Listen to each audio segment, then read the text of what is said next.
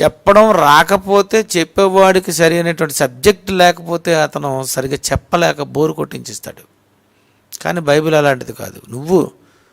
నీకు రాదు, ఆయన బోధకు ఆశ్చర్యపడుచుండిరి అన్నాడు. అంటే బైబిల్ బోధ చెప్పేటప్పుడు ప్రజలలో ఆశ్చర్యాన్ని కలిగిస్తూ ఉంటుంది కనుక బైబిల్ చెప్పినప్పుడు బైబిల్ బోరు కాదు.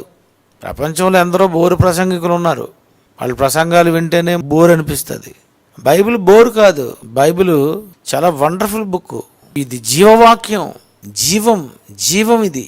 ఇందులో ఉన్న మాటలు ఆశ్చర్యం, ఇందులో ఉన్న మాటలు అద్భుతం. ఆయన బోధకు ఆశ్చర్యపడుచుండిరి అన్నాడు. అంటే బైబిల్ బోధ చెప్పేటప్పుడు ప్రజలలో ఆశ్చర్యాన్ని కలిగిస్తూ ఉంటుంది కనుక బైబిల్ చెప్పినప్పుడు బైబిల్ బోరు కాదు. చెప్పడం రాకపోతే చెప్పేవాడికి సరి అయినటువంటి సబ్జెక్ట్ లేకపోతే అతను సరిగ్గా చెప్పలేక బోరు కొట్టించిస్తాడు. కానీ బైబిల్ అలాంటిది కాదు.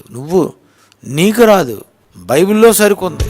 ఆత్మను రక్షించే వాక్యం ప్రకటించాలి, బైబిల్ బాగా నేర్చుకుని లోకానికి వెళ్ళాలి, దేహాన్ని దేవుని సేవకు సజీవంగా ఇవ్వాలి.